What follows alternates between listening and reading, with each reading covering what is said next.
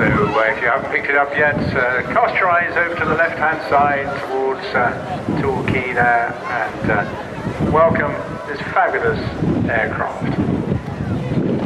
More of these built than any other flying boat type in the world. Over 3,000 in North America and a couple of dozen in Russia.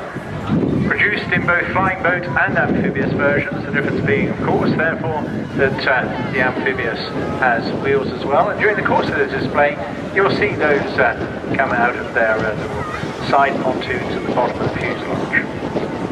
They were used to buy shares in this aircraft, should you wish to get involved. As I say, it's based across at Duxford, and it's just the most graceful and iconic of machines. And of course, those engines high up on the wings to avoid as much ingress of seawater as is possible when they are required to put the pontoons out and land on the sea. And again, you'll see those deployed during the course. But just look at the size and shape of it, a massive lumbering, absolutely delightful.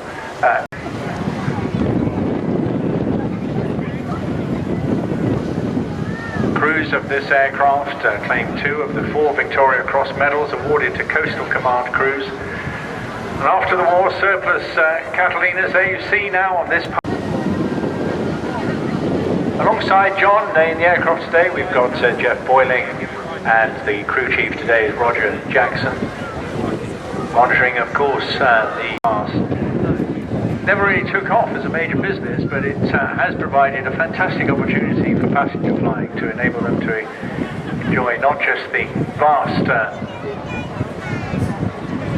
area inside the fuselage, but of course also performing in its Black Cat role, sadly as a solo currently, but hopefully there'll be a pair during the course.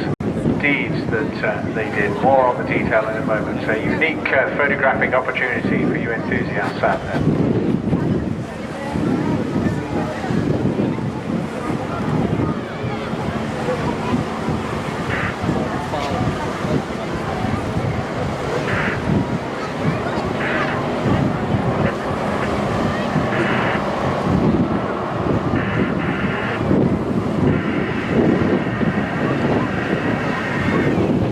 Under the Lend-Lease arrangement, and this pass is this their brake pass. So the end of this, they will be braking formation and going into their individual routines. Initially with the Wasp, but now I mentioned Navy Wings a few times, and now that is a charity that has been supporting the Royal Navy's aviation heritage for many years, but has transformed with the utilisation of the collection into the relatively newly formed Navy Wings Heritage Flight, taking on the Royal Naval Air Service and the Fleet Air Arm. Of a Seahawk and a Sea Fury, as well as 2 Chipmunks they use for training.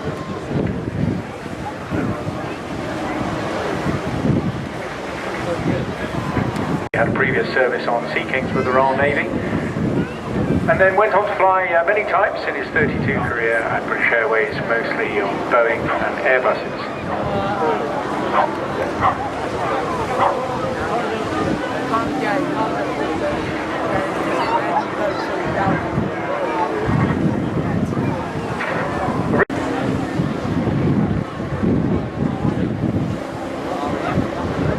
Fitted, as I mentioned, with a Rolls-Royce Nimbus engine, giving you about just over 700 horsepower.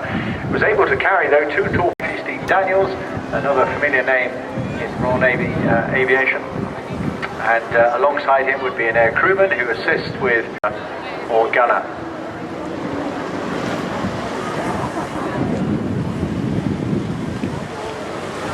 And not being used. Cabin that it has, and that's quite wide, and that is designed specifically so you can get a stretcher across the back seat, and exactly the same design as the Army version of the Scout. Very much a utility machine though, as so many of these types, often referred to as the ship's Land Rover.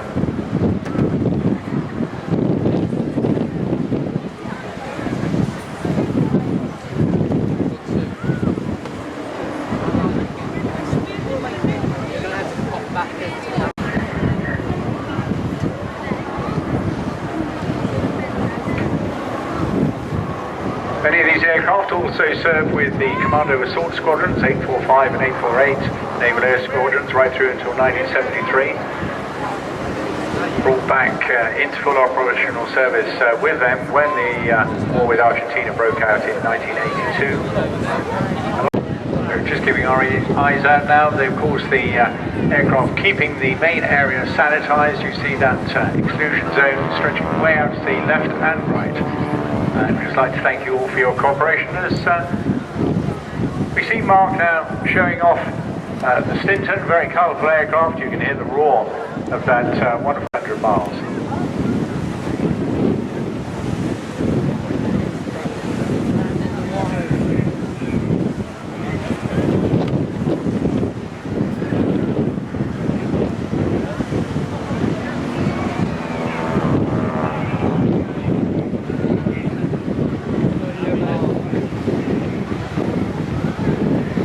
Once again, of course, also all these fragile older aircraft all treated very, very gently, so no massively dynamic manoeuvres, and just showing you off the agility and stability. And also it's very neat, of course, got a bit of wind there helping him to make that turn look relatively tight.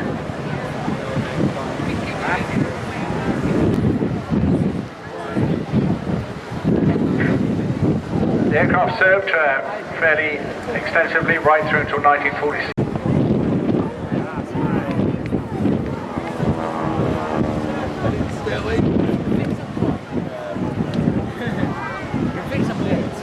A great deal of display flying, so it's really pleasant to see this lovely aircraft here with us today.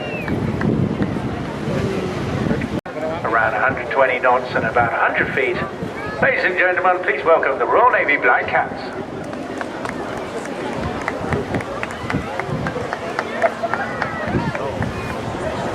Helicopter, basically the latest generation with cutting-edge sensors and mission equipment.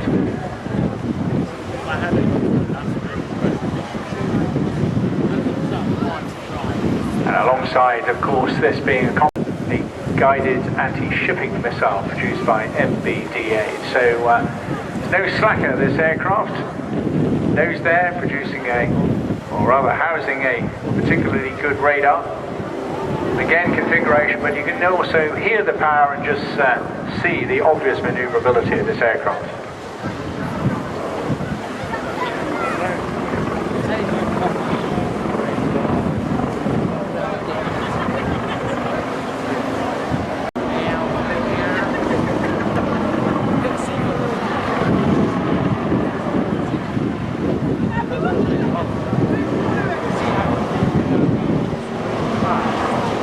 Using a lot of the power, speed and dynamic energy to pull recently on counter-narcotics operations in the Gulf of Oman before training as a maritime counter-terrorism flight pilot. Both of them now pilot instructors. And again, easy to lose your situational awareness here, but keeping absolutely on the button. The whole art is to keep the aircraft directly above the point from which you departed. It's also useful in combat zones to go up as high as you can before departing to avoid small arms fire.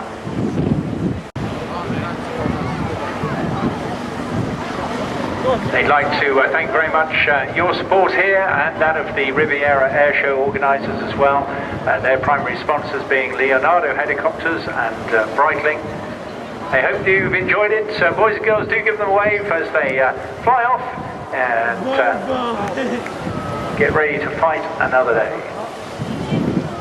And their whole aim being to continue to promote in the hands today of Alistair McLaren from Navy Wings.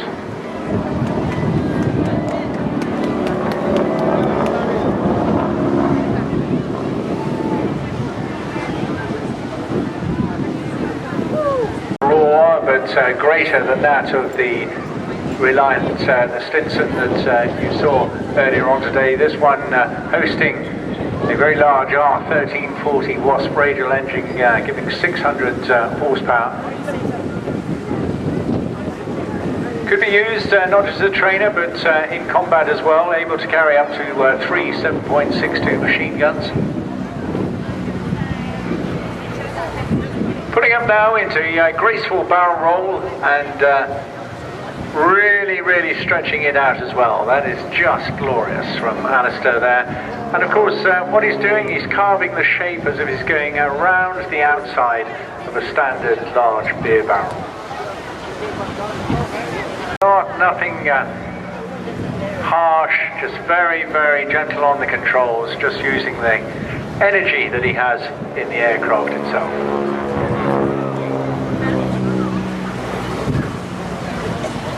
Used now primarily to train the pilots of Navy. Definitely a favourite with many pilots, and a considerable number of aircraft still fly racing at Reno in the USA, or displaying solo and with formation teams right across the world.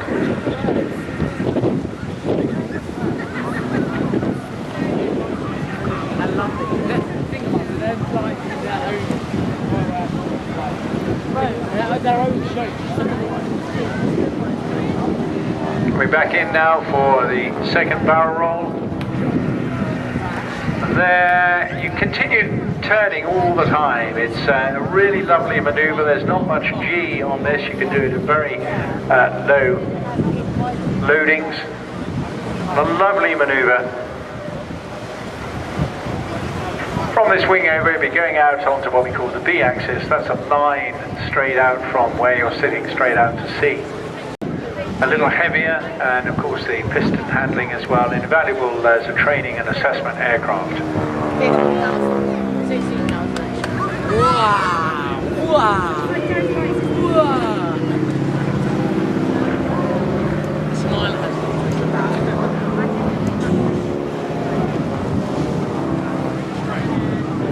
Very used initially to train USAF pilots as part of the or rather the Air Force in West Germany, as part of the NATO work they were doing there. One of 120 T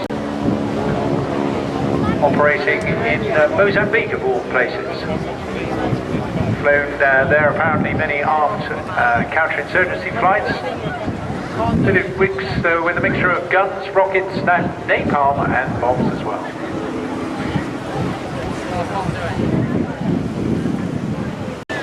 In the hands today of Michael Malrick Smith, a well-known name in helicopter aviation, himself a past to a Royal Navy pilot. Spent a lot of time managing and working with Castle Air, and now in the latter years assisting with the windscreens of these can be jettisoned to allow the crew to escape in an emergency. Usually flown by two pilots, but can be single-handed as well. And the crew, including a winch operator and a winchman at the same time. So 4 crew, generally speaking, in the entire crew on a mission. But you can see its utility because the fuselage itself is able to carry up to often with the RNLI lifeboats in hand as well. Sadly, none of that today.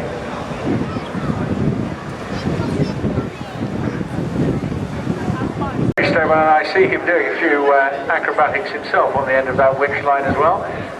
Very amusing stuff. And the winchman also had the ability just to adjust very minutely, about 10% worth of the control function, just to finally pinpoint the helicopter. Accidents happen in the worst of all weathers, and this very demanding, but an incredibly stable and efficient aircraft in which to conduct rescue. Night vision goggles.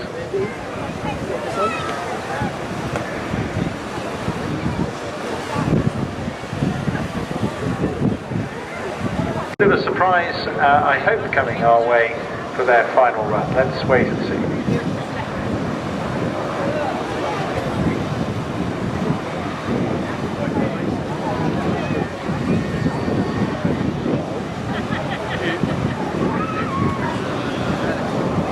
So coming back in now, I think, for his final pass.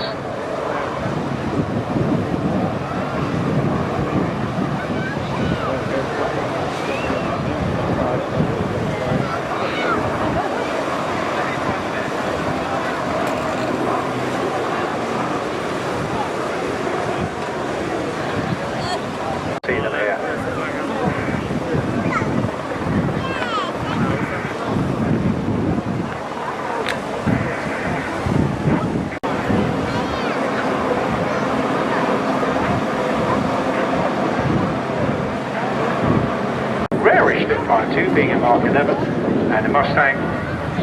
And hear the sound of the Fury taking to the skies.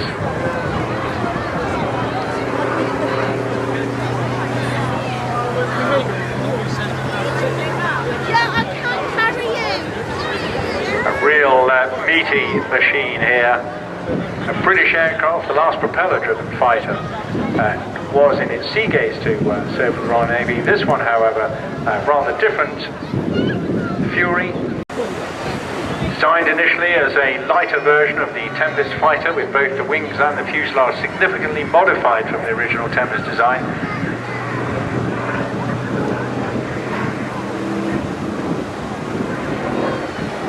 Flown today by Mark Levy.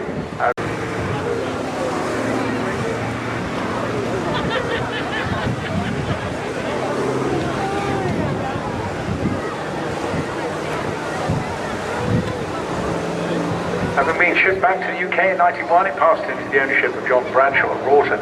Stayed there for around 10, 20 years, and then flew in the markings of a Dutch Navy aircraft.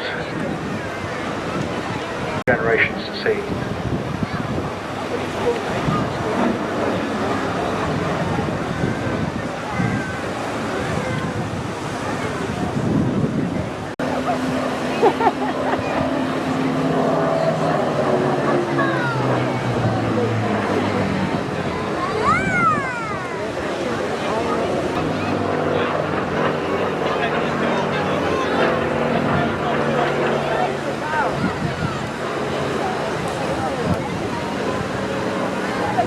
The big 18-cylinder radial there, supercharged to produce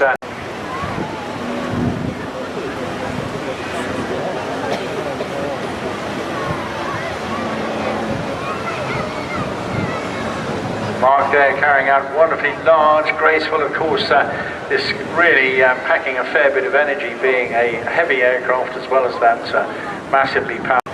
And success, not surprisingly linked with the famous designer Sidney Cam. He of the Hurricane fame, of course, always building very strong, very reliable and robust aircraft. But his career also quite phenomenal, going right through to the development of the Harrier.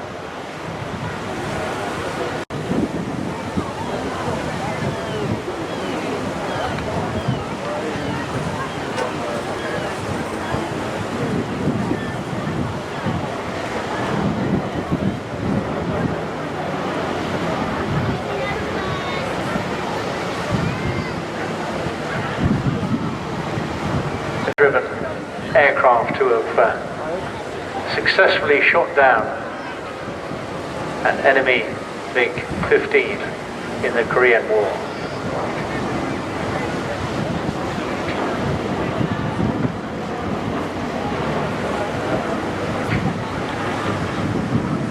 And a little wing rock there from Mark. I'm not sure whether that is his departing flight or not, just check with him on the radio.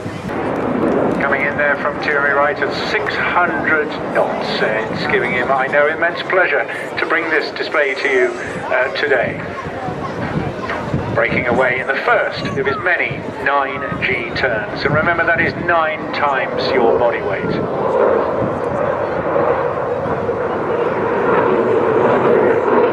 Barrel rolling back in towards you. Now into what he calls a double corkscrew. Leaving the reheating gauge there, you can see all that power coming out the back end of the Typhoon. During this turn, he'll be pulling yet another 9G. You're all weighing 1G out there a moment, just standing up. Imagine increasing that to 9 times. You will be pushed into the tarmac. Coming back now, putting up into the first loop of this year's display. And sporting now this wonderful D-Day 80th paint scheme, representing a 257 Typhoon, seen in the skies on D-Day, 6th of June 1944. Going away from you now in a barrel roll. You'll be repositioning for another fast pass. So keep your hats on, as I say again. It takes the throttles out of reheat just to slow the jet down. beyond going over 600 knots, because that's the speed limit here. Otherwise he'll go supersonic. Here we go.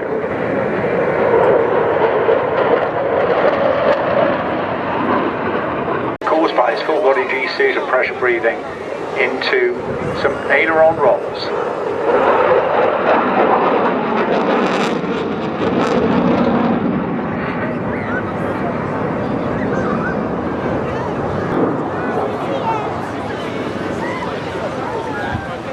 Just taking the power back off there for a moment, using all the energy.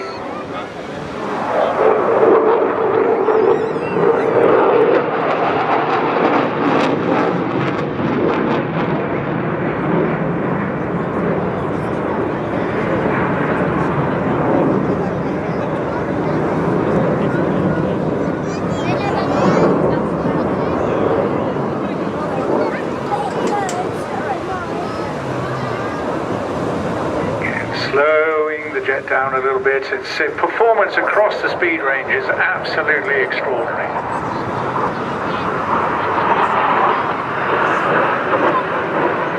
Just look at that stunning slow roll, absolutely outstanding.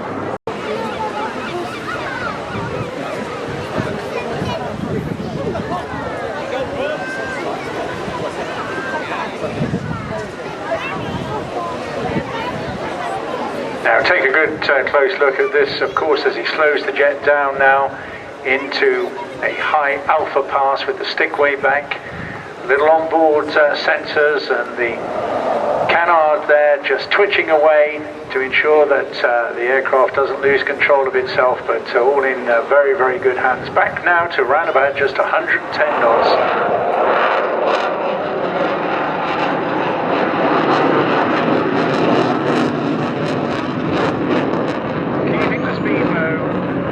Now putting up into a slow speed loop.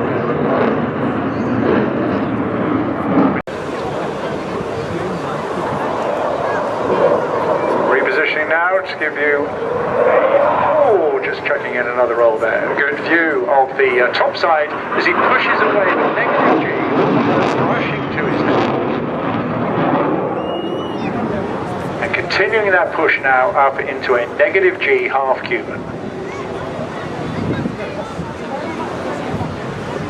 Always a pleasure to bring back on some positive G. All the blood now going the right way round.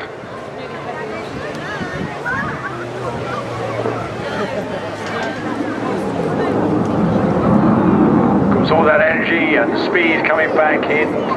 The weight of the jet assists bringing the speed back up again.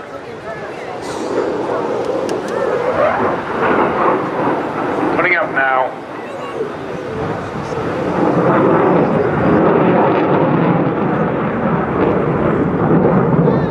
G coming on, and thrilling stuff indeed. We're enjoying every minute of it. It's good to see Red 10 just arriving. Fantastic news. Halfway through this display now. Just different multifunction head-down displays, a head-up display, and a helmet-mounted display as well.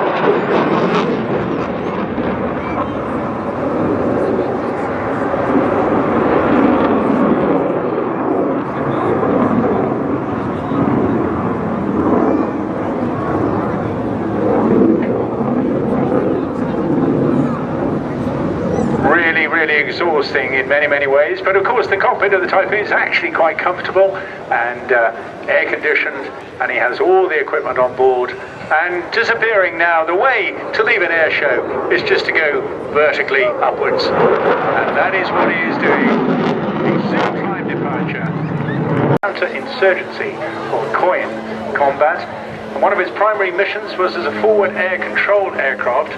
Carry up to 3 tons, I should say, of external munitions, internal loads, paratroopers, stretchers, and can loiter for 3 or more hours. In the hands today of Tony De Bruyne, a consummate enthusiast, passionate about this particular aircraft. But this aircraft aiming really to loiter, find a target, go in, attack, go back up to altitude, loiter for a bit longer, go back, refuel, rearm, and then come back into the battle area. First flight of a Bronco took place back in 1965 via assault ships without using any catapults or arresting wires. It's also designed to take off and land on unimproved sites, roads, fields, strips, and various tracks of very, very rugged aircraft, and repairs can be made with pretty much ordinary sets of tools. Very practical aircraft, no ground equipment required to start it. Going into a slow, tight 360-degree turn.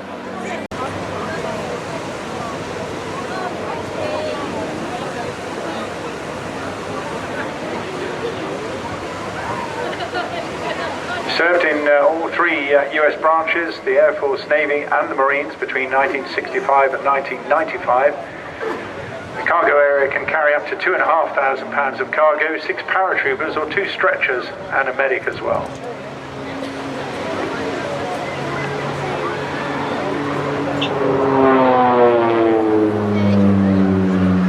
A little bit of an example of a strafing pass there, using the big chandelle to reverse the position.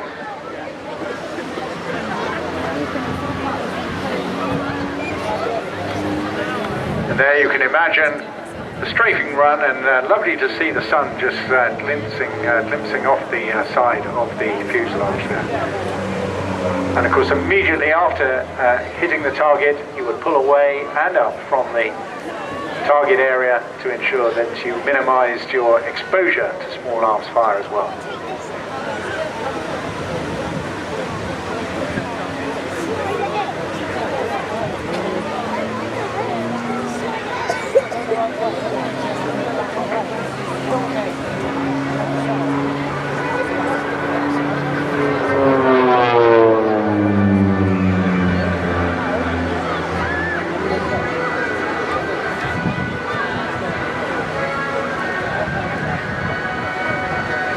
Countries placed orders for new Broncos: Germany, Thailand, Venezuela and Indonesia, this one being an ex-German aircraft. They're a lovely topside pass. Later examples were supplied to Morocco, the Philippines and Colombia.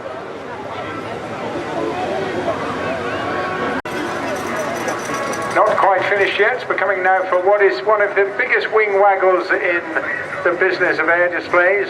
Tony De Bruyne, you can see, looking very, very comfortable, but just look how maneuverable that aircraft is. Really, really stunning. But to complete his mission today, he's going to... And I believe hearing the other... And of course the BBC will be commemorating this on Wednesday as well from Portsmouth. But please welcome this unique D-Day formation from Duxford.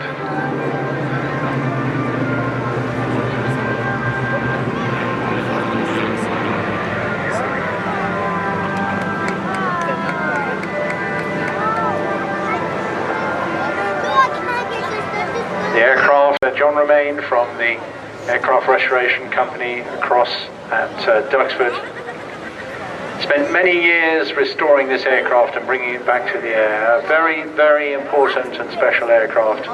Truly uniquely British. The history of this aircraft has a long and formative background and was an important milestone in the history of British aviation.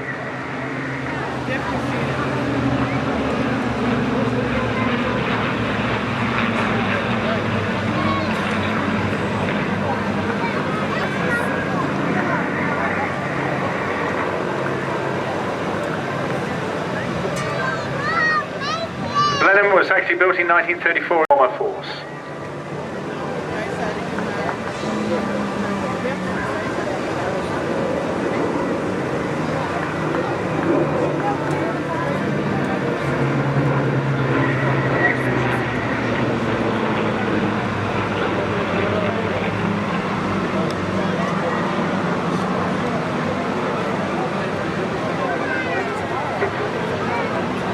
At the start of World War II, the Royal Air Force had more Blenheims in service, over 1,000 of them, than any other aircraft.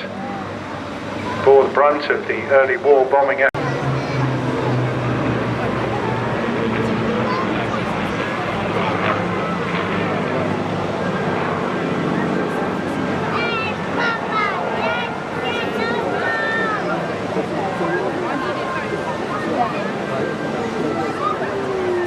To the charge of the Light Brigade.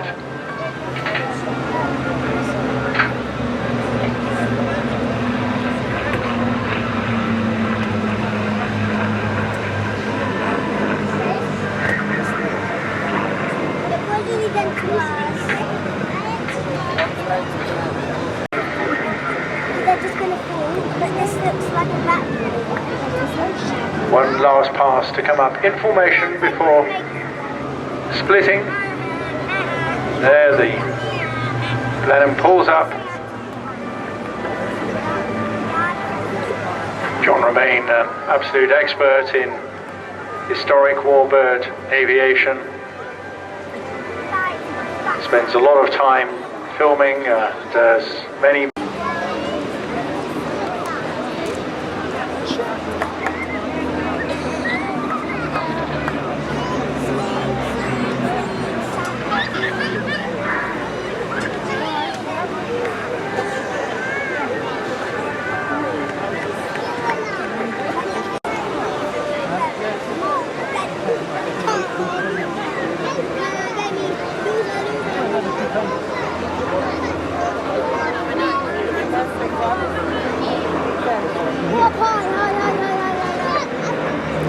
One stage we thought we would never see a Blenheim again. The first restoration project sadly was tragically wrecked only 4 weeks after its return to air. But the team were of importance and longevity in other countries. A real commitment, and was responsible during COVID. You may recall a Spitfire with "Thank You NHS" being emblazoned underneath his very own aircraft. And for his efforts in restoring our faith and perhaps morale as well during that period, was awarded an MBE.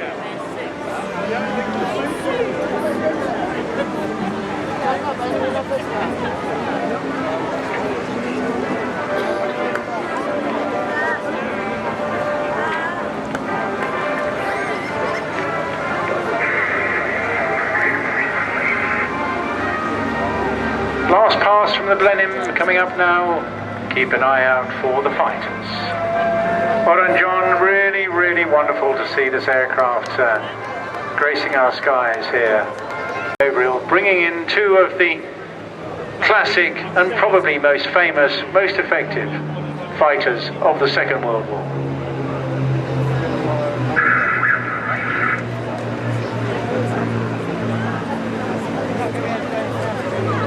Over 20,000 of them, but alongside the P-51, the most successful long-range fighter escort of World War II.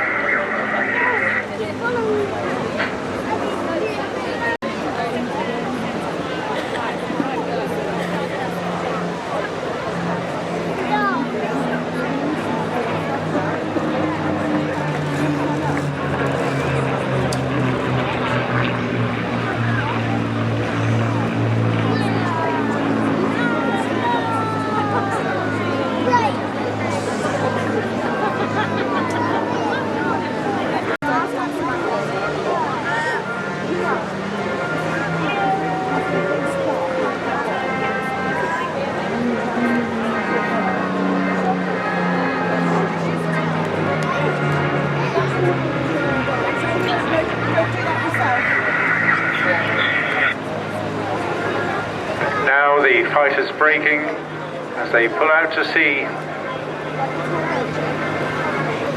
We remember the amazing stories and all of the reports from D-Day, the soldiers looking up, of course, to see literally swarms of air.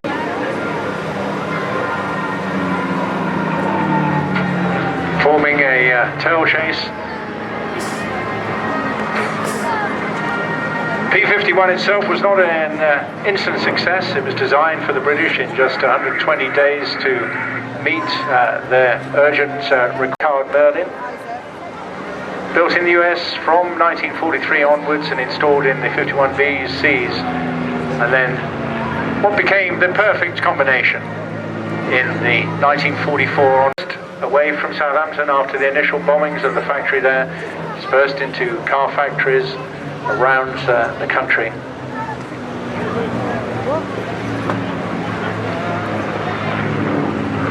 And by the time the war ended, the Spitfire was able to exceed the height, the range, load carrying and firepower, and doubled the power of its engines as well, ending up with the incredible, the most iconic of our British fighters.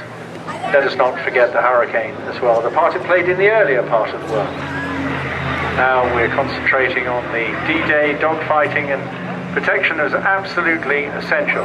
There's literally swarms and swarms of reserves and backups after the initial wave of Operation Overlord had hit the beaches in the early morning of June the 6th. A scene that will be commemorated next week on the 5th of June, at Wednesday in Portsmouth. The national commemoration will take place with international, this formation here with us. Boys and girls, give these pilots a good wave. They're doing a bit of a wing waggle for you.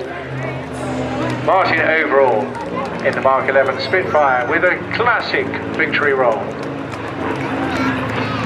Followed there by John Dodd in the P-51 Mustang, and I think that is something we will all remember from this weekend. It's a magnificent display.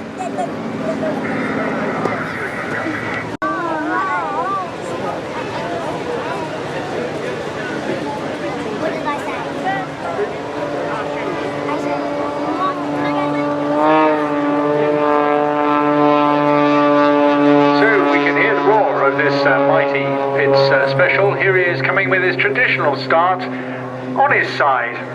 Please welcome Richard Goodwin in the extraordinary Jet-Pits.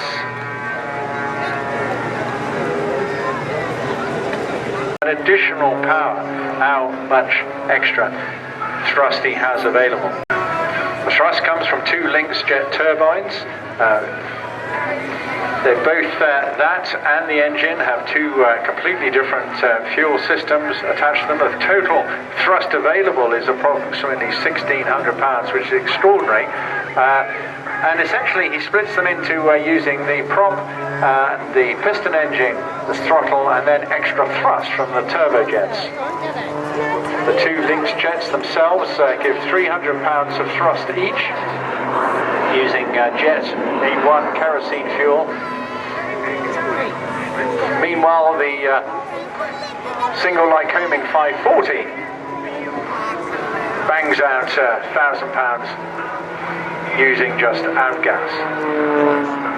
All three engines will be functioning to a range of permutations and abilities to virtually just keep climbing this aircraft with a thrust greater than 1 to 1.1.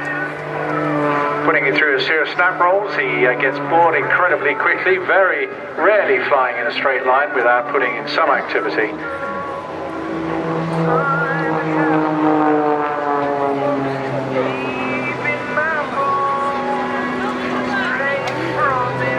Using either of the jet engines as well.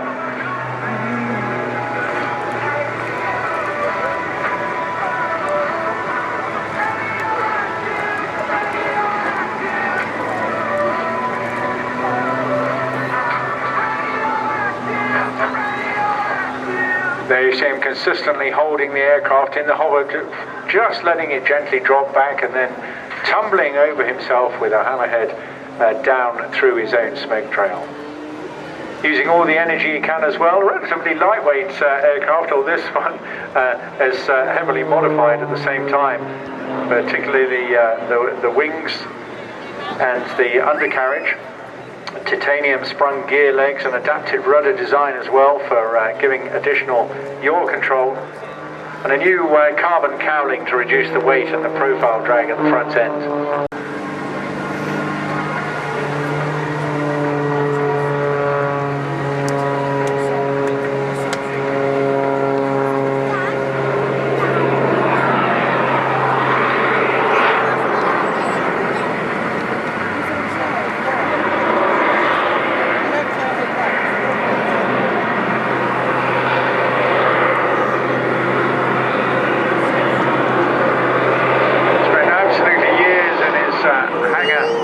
Up in Gloucestershire at Staverton Airport.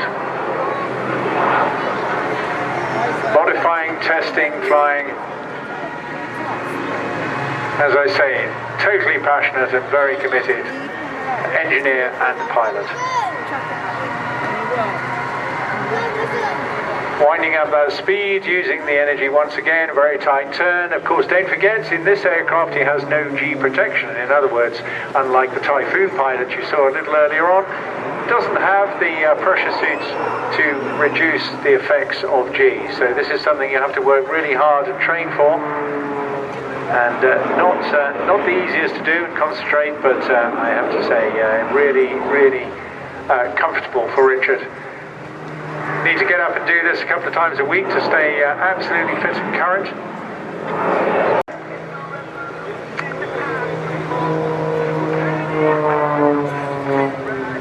And after pushing out, flick rolling a couple of times, going through all the configurations of both tumbling his brain and the aircraft, and excesses of G in and out at the same time. Don't forget to give him a wave when he comes in close. Even if he's upside down, he's still taking a look out of the cockpit. And there, with his familiar knife edge pass, he's slid down to 20 feet to do this. You often see him going down a runway at some air displays with a trying to beat an Aston Martin down the track. Colourful fly past on our engaging ground, but here they are in diamond formation. It's the Red Arrow. Team arrive in all 22. He's a former Typhoon pilot and qualified flying instructor on the Tucano. In from the left, in Big Vixen, is the Red Arrow.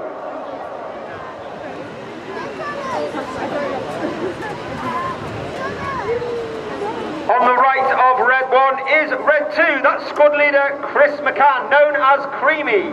He's called Creamy because he was creamed off from training directly to be an instructor on the Tucano. After which he joined 617, the Dam Buster Squadron, flying the Tornado GR4, where he received an Air Force Cross for his service on operations over Iraq and Afghanistan.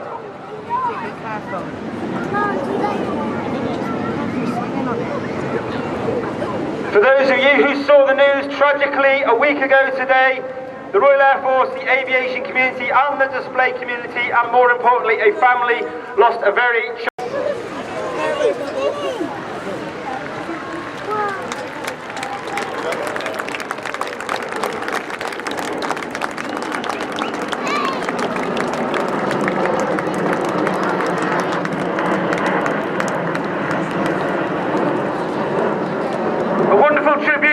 wonderful human being and a great friend of all of us in the Royal Air Force.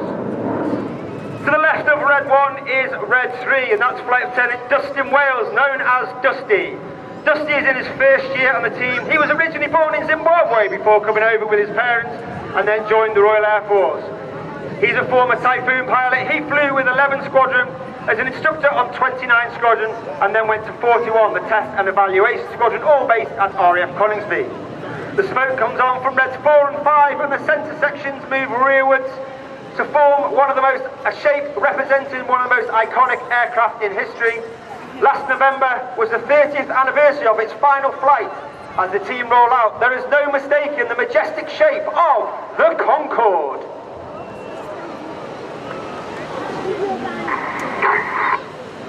And calling on. The team once again pull up over 400 miles per hour, showing the expertise of the formation, being able to formate loop in the Concorde shape. But now you can see Reds 8 and 9 moving to the outside, showing how good these pilots are, being able to 20 miles per hour over the top and accelerate once again back down to the 400 miles per hour before Red 1 brings the team around to the left.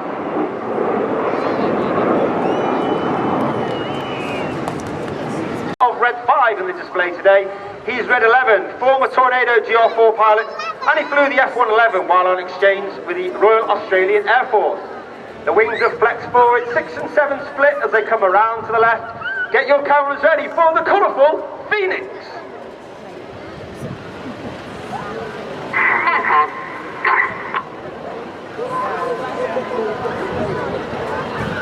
In the middle of that right wing uppermost is Red 4, that's Flight Lieutenant Ollie Suckling. Ollie is in his second year on the team. He was Red 4 last year, he remained as Red 4, and he took up the position affectionately known as Uncle Enid, which means that he is the mentor for the new pilots when they join the team, and he guides them through all the training through winter training.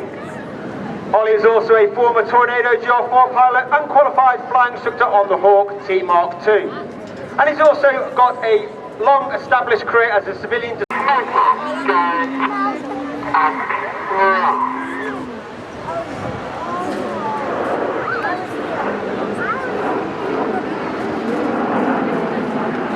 In the front row on the far left-hand side is Red 5, that's Flight Lieutenant George Hobday. George is also in his first year on the team. He's a former Typhoon pilot. He flew with the 11th Squadron based out of RAF Coningsby, where he took part in operations over Iraq and Syria, as well as the Eastern Europe Air Policing Patrol. Of course, the Red Arrows 8 and 9 roll red smoke around the rest formation as Red 1 brings them in. A little bit left than the red, white and blue come on at the front section.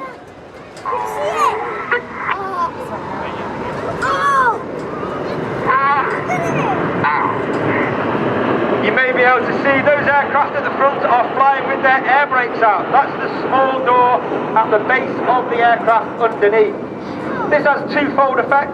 The first one, it means the pilot 24 red arrows.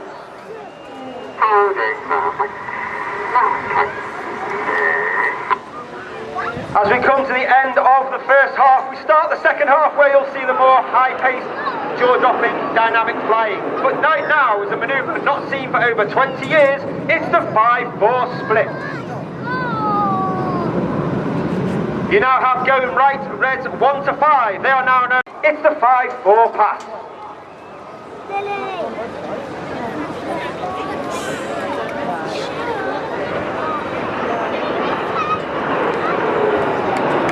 Keep your eye on Enid going to the left. The Red Arrows were formed in 1964 with our first display in 1965. And they were formed from 3 different teams. The Red Pelicans, the Black Arrows and the Yellow Jacks. We took the red from the Red Pelicans, the arrows from the Black Arrows, which gave us our name, the Red Arrows, and we also took the aircraft from the Yellow Jacks. And in tribute to our first aircraft flown in the team from the right, Enid as Nat.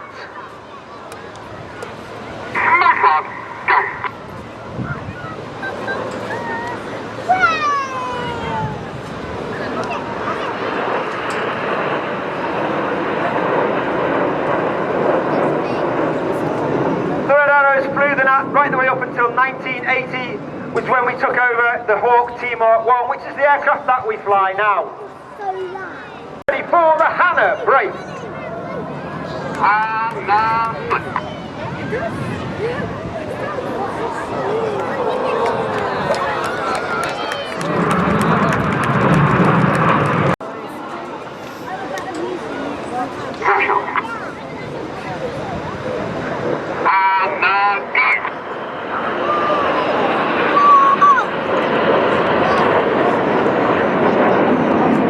Reds 8 as they complete maneuver called Cyclone.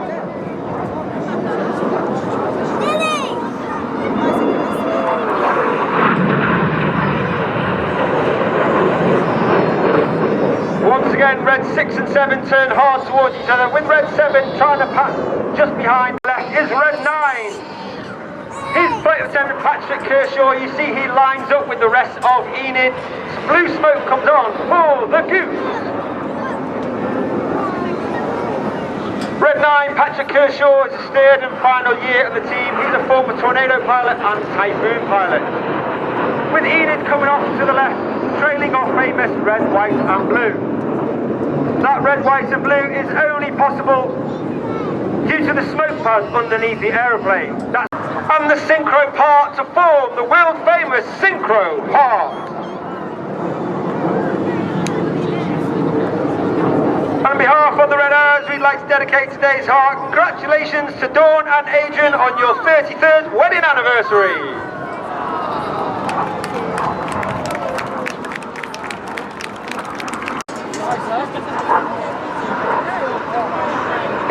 aircraft go belly up, the smoke colour change, and each one perform a barrel roll in the opposition barrel roll. At over 400 miles per hour. He rolls to the right. Once again, ladies and gentlemen, boys and girls, get your cameras ready for the Vixen vertical brake.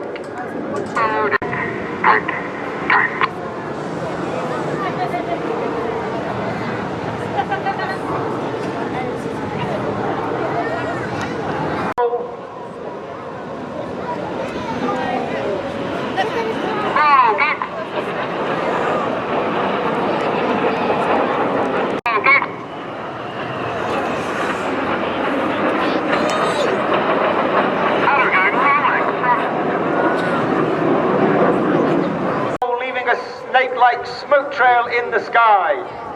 He'll then flatten the display and draw the coils in the skies, remaining flat, of a manoeuvre we like to call Serpent.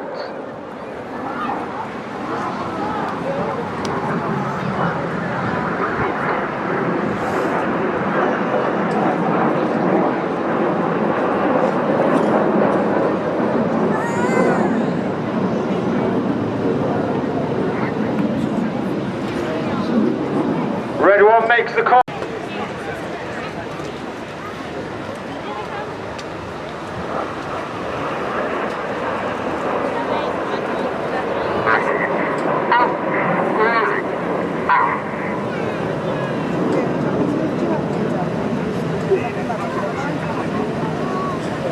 Push as the Hannah performed the mirror roll. Now don't underestimate how hard this is for Red 6. He's now rolling inverted and he's doing an inverted barrel roll. All the blood rushing to his head and he's working his hardest to remain conscious in that aeroplane while all the other aircraft are performing that barrel roll with him. Extremely hard manoeuvre for Red 6 to perform. And it's finished off by Reds 8 and 9 performing a rollback back into position. 2 and 3 roll goers, 2 and 3 roll around the outside. Clear go as Reds 4 and 5 roll around the outside. In one and together, again another popular manoeuvre, this is rollbacks. Rollbacks is one of the hardest for our new pilots each year to master. It takes a lot of training during winter training to absolutely get them symmetrical and perfect.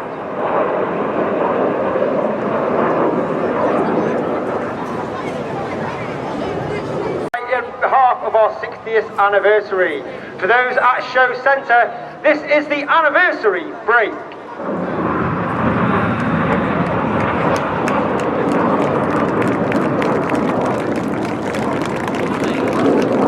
Keep your